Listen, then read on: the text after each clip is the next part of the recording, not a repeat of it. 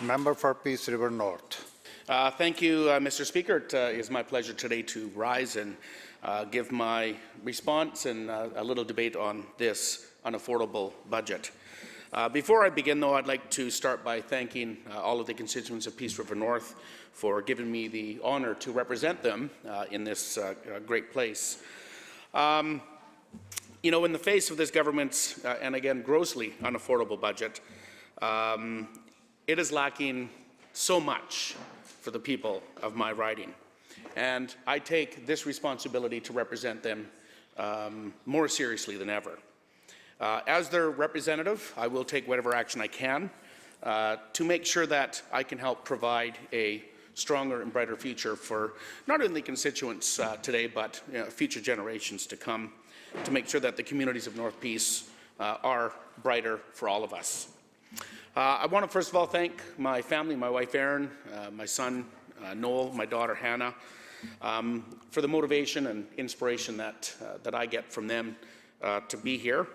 As well, I do draw a lot of inspiration from my children in guiding me, because I do a lot of this for them.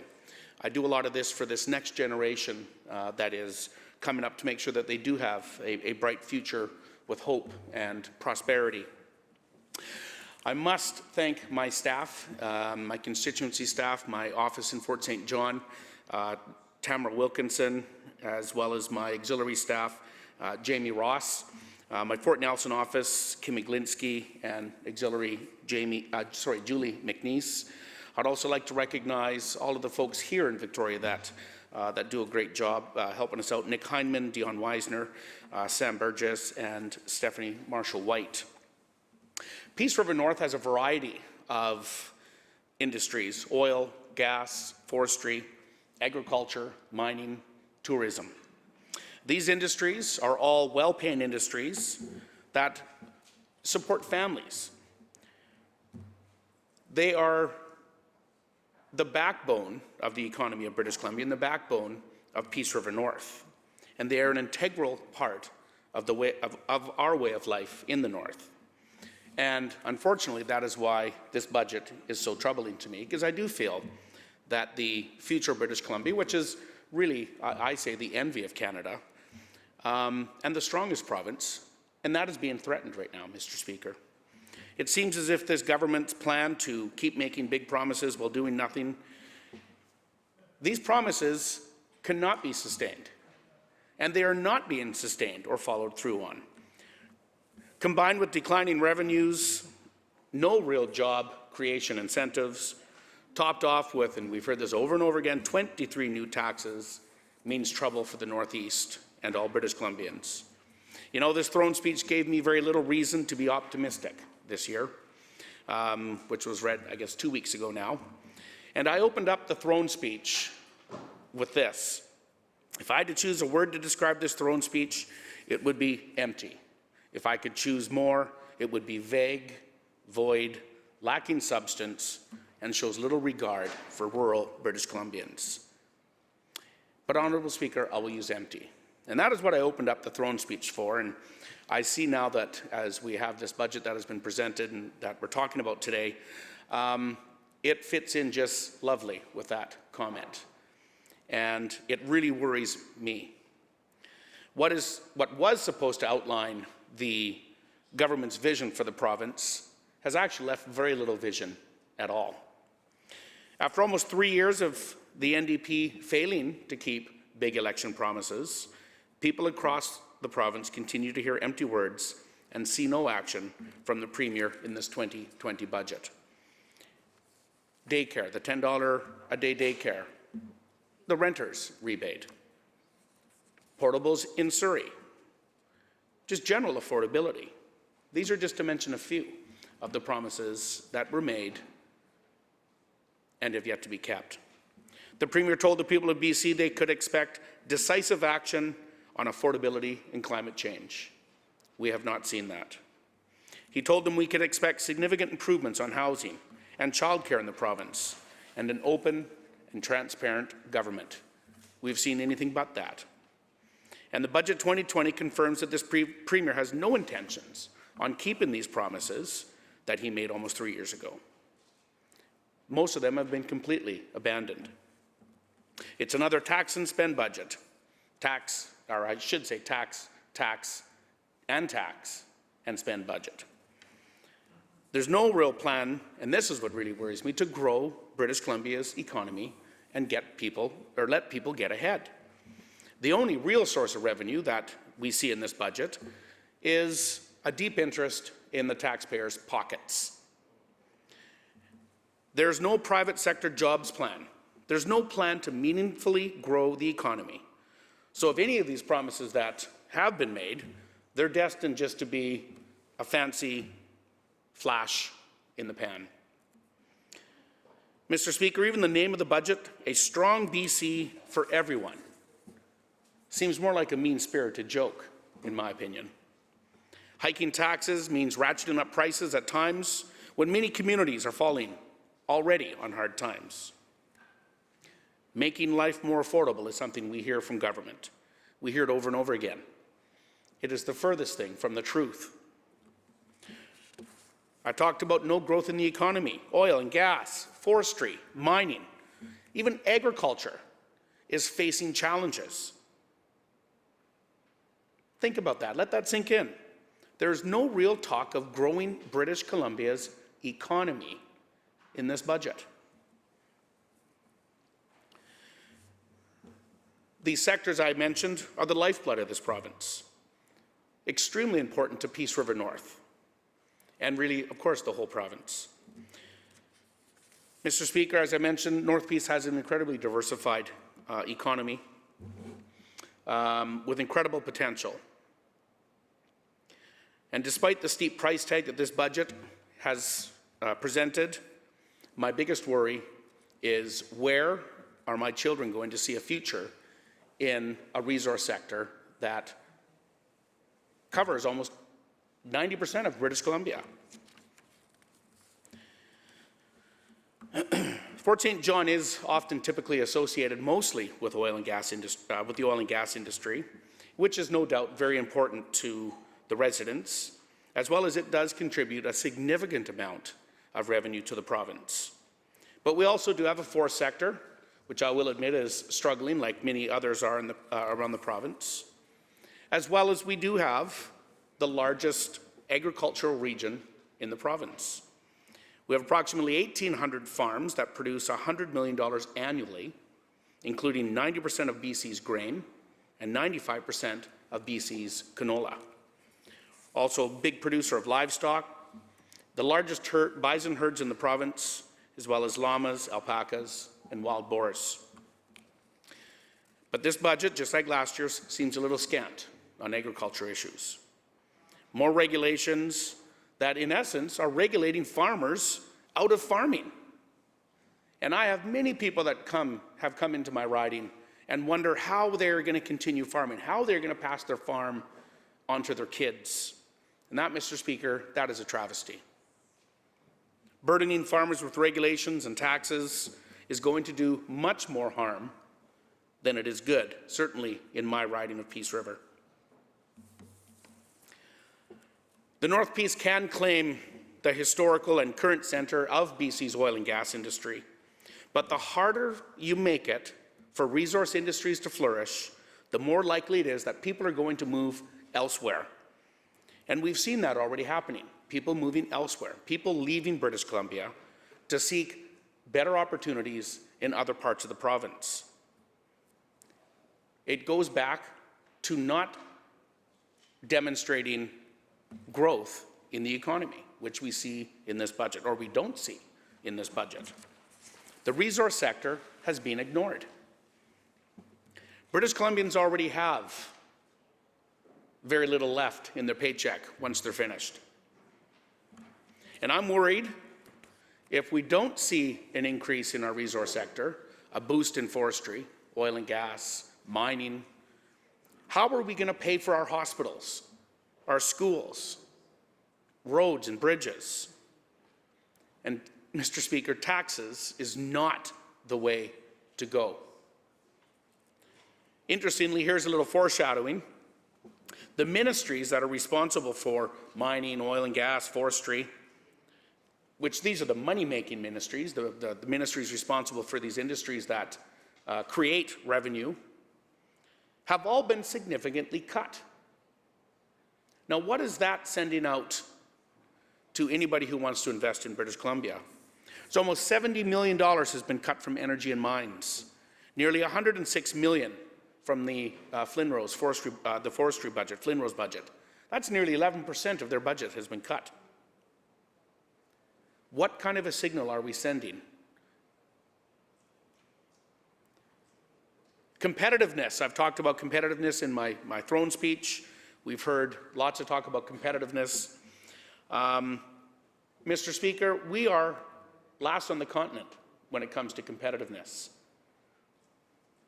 Yesterday was mining day, and I believe probably everybody in this House had a presentation by the folks from the Mining Association. And you know, it should be a time to be celebrating an incredible resource, as my colleague from Kootenays, he's going to get me in trouble for that, I can't remember where he is, Kootenay something, Kootenay South. You know, he had talked about, you know, mining being one of our founding industries here in this province. But there's grave concern in that industry, as is there in other industries. And I heard an interesting word yesterday while we were meeting with folks. Regulatory complexity. Regulatory complexity is killing investment in our province. And I couldn't agree more.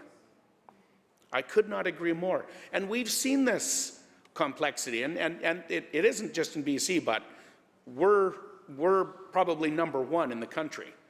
You know, we saw Teck, Frontier Mine, being put off yesterday. And, you know, unfortunately, we see some members on that side of the House celebrating this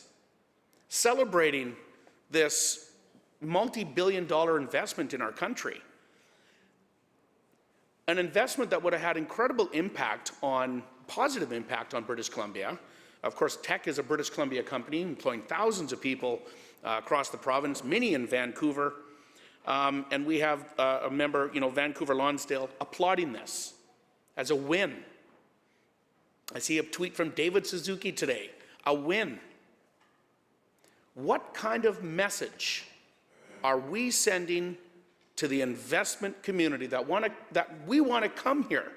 And again, it doesn't matter if it's oil and gas, mining, forestry. What kind of message are we sending to the world? And these capital dollars can go anywhere else in the world.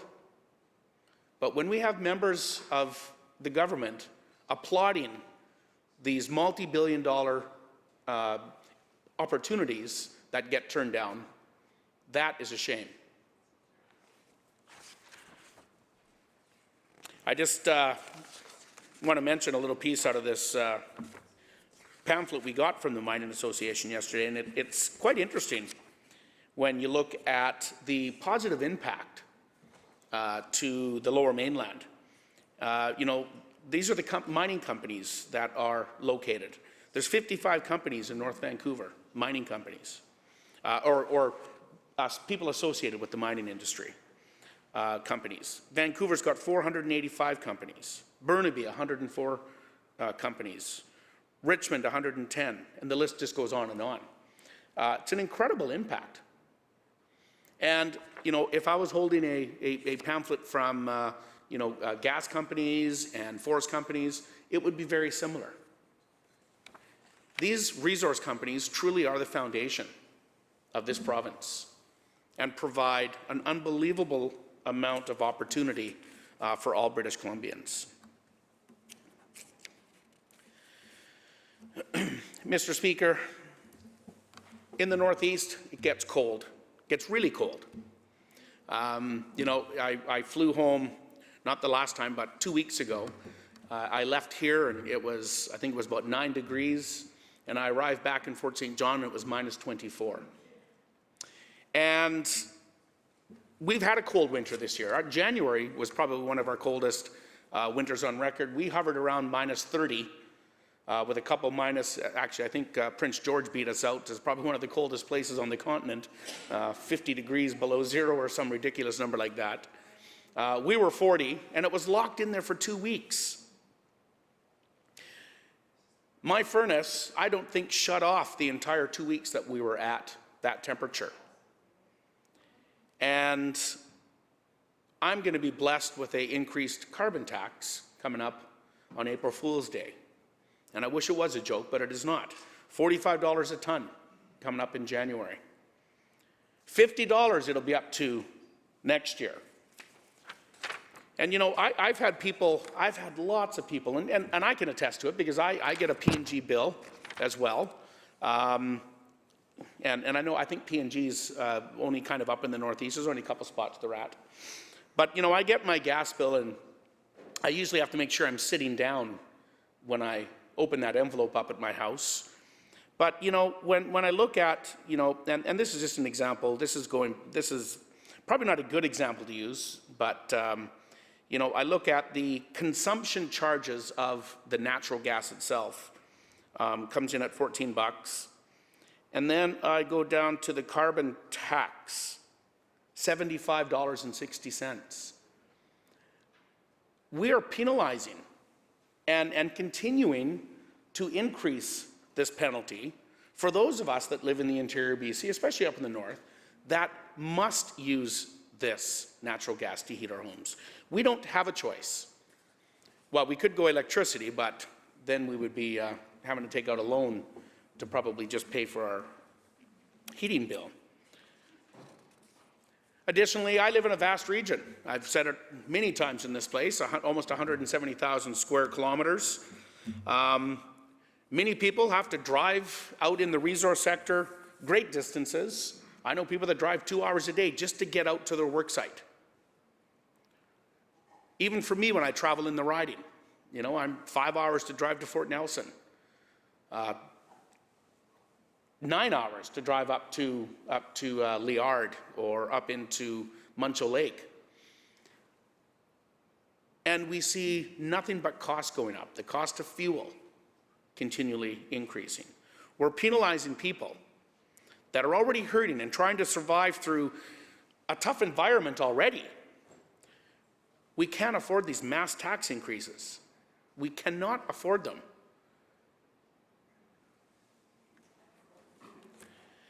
This government has dragged its feet on the softwood lumber dispute. 3 years now. We've heard, you know, recently, I think it was 5 premiers that went to Washington to talk trade and talk about the softwood lumber. Where was our premier? He wasn't there. You know, for communities like Fort Nelson, this is a situation that just keeps getting worse and worse. I mean, this community, as well as all the other communities in the north that I represent, Taylor, Fort St. John, Hudson's Hope, all are heavily dependent on the resource sector. The town of Fort Nelson is getting really hit. You know, there's hopes of a forest industry returning, but I'm not too sure if that can happen with the inaction on the forest file. There's an amazing natural gas reserve in the Northern Rockies. But you know, Mr. Speaker, I'm not too sure if that will ever be realized because this government seems blatantly opposed to any oil and gas initiatives.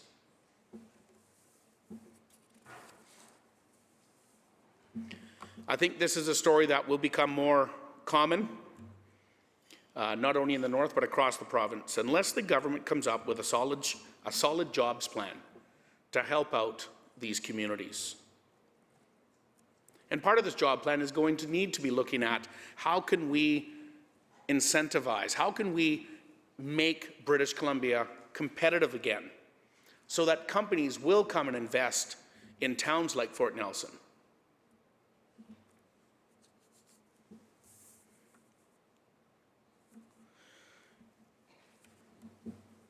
Many things that we talk about here and a robust resource sector is critically important to funding projects.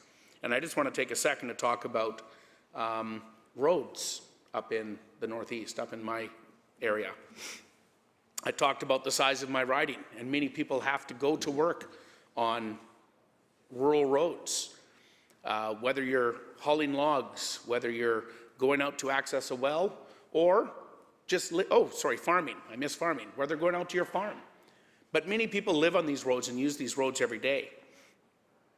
And in this budget, we didn't see, or I haven't seen any real investment in the Northeast. We're trying to get a bridge, and I appreciate that the government is doing some consultation this year on replacing the Taylor Bridge, but no long-term plan of what that looks like, when, some time frames on the Taylor Bridge. We do hear about other bridges in the Lower Mainland, but nothing about the Taylor Bridge. Nothing, no advancement, no major mention, other than the money that is given annually anyways, on improving the rural roads in the Northeast. We have roads in communities like Beldonald, where school buses can't access and pick up children because the roads are so in such disarray, especially with the thaw coming. Emergency vehicles cannot get to these homes if there's an emergency. And I've been writing, I've written the minister numerous times on these roads to come up with some sort of funding, but nothing.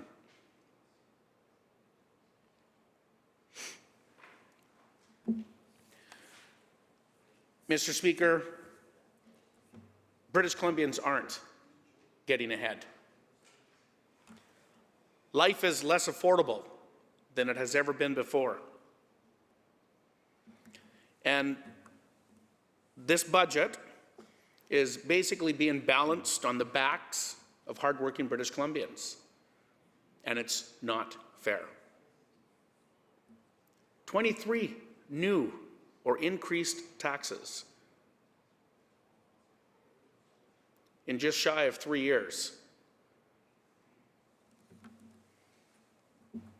I haven't even mentioned, the Netflix tax, and that's the one that I believe the member for Langley had mentioned it as, talking to some folks.